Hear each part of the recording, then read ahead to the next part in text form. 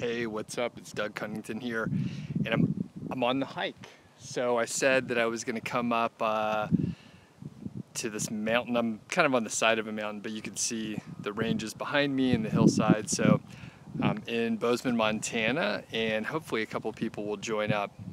It's very quiet up here today. Hopefully it's not too windy, but there's not very many people. There's like no one around, which is why I'm just like sort of in the middle of the trail. I'll pick up the tripod in a second and sort of show people around, but there's like a big M here that you can see from really far away. It stands for Montana State University. And excuse me, I took like a 1.5 mile hike up here and just chilling up here for a minute, trying to make sure bees don't fly into my shirt, which is I guess a risk. So I think I saw David, awesome, and Tihana, Wesley. Yeah, so it's nice up here. It's only like 10 miles to get to the trailhead and then just a few minutes to walk up. So yeah, thanks. It's really nice around here. And I'm gonna try and I'll turn around in a second. And Wesley, yeah, good to talk to you also. I'll try and turn it around in a second, but it's kind of windy up here, so hopefully it's not too loud. I know that kind of stuff sucks to hear, but at least I brought a tripod, so I'm not shaking the camera around, but I'm gonna pick it up in a second, so. And maybe, I thought about maybe later on this week, like this trail goes up, I'm pointing up, you can't see, but I'll turn the camera around. The trail goes up like another several miles to Baldy Peak is the name. When it turns around, it'll just look like nothing really. But as I pan up, you'll see like it's like, that's super steep. I don't know if you can tell, but that's very steep up there. But it goes up for another like few miles. I think like maybe 3.5 more miles. So 5 total. So maybe I'll check that out in the next day or so. And then I will try to pan this around just so you can see like, so I came up that way from there, over there. That's where I came from. But there's also this other steeper route, which is only, it's like a 1/2 mile, so very steep. I used to come up that way, but it's kind of hard. And then there's town down there-ish, and I live somewhere over there in that area. And then yeah, there's like, we're in the valley here, so there's just, it's kind of hazy like way over there, but there's like mountain ranges all around here.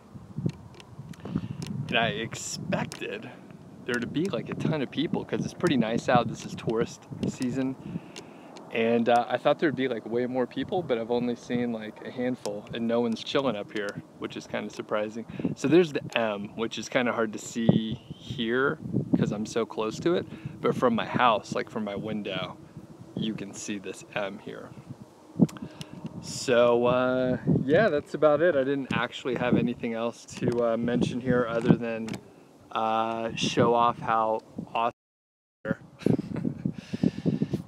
the thing is, it does get cold in the winter. So it gets pretty cold in the winter, and this is like covered with snow for, you know, a few months of the year. But you can still walk up here. You could bring like snowshoes and walk up here, which I actually haven't done a snowshoe hike up here when it got snowy. I just like did other stuff instead. But yeah, that's about it. So thanks for hopping on. Anyone have questions of the location here or anything about Montana or Bozeman or anything? Since it's quiet, I thought I was gonna like record really fast and then like shut it down, because I don't know, I feel like if someone walks up, I'll be embarrassed to say, yeah, I brought a camera up here and I'm doing a live stream. But I guess it's cool because like it's a nice thing to see. So all right, awesome, thanks for hopping on. And I'll probably I may do a couple more of these in areas which I actually get signal and can stream and stuff like that. Okay, so Tihana asks, What's Bozeman or Montana most known for? So Bozeman is very close to Yellowstone National Park. So have you heard of Yellowstone, Tahana? It's they have a bunch of geysers there, and actually I think it's something like 60, it may be more than that, but it's like 60 or 70% of the world's geysers are in this like small region, and it takes me like, I think it would take me maybe like 2 or 3 hours to drive down to like Old Faithful and other I'm stepping all over my cord here, and some of the other features down there. And Montana is known as Big Sky Country because, well, the sky is big. There's a lot of the area in this like whole region where it's very flat. There's not a lot of trees, so you can see a lot of the sky out there. And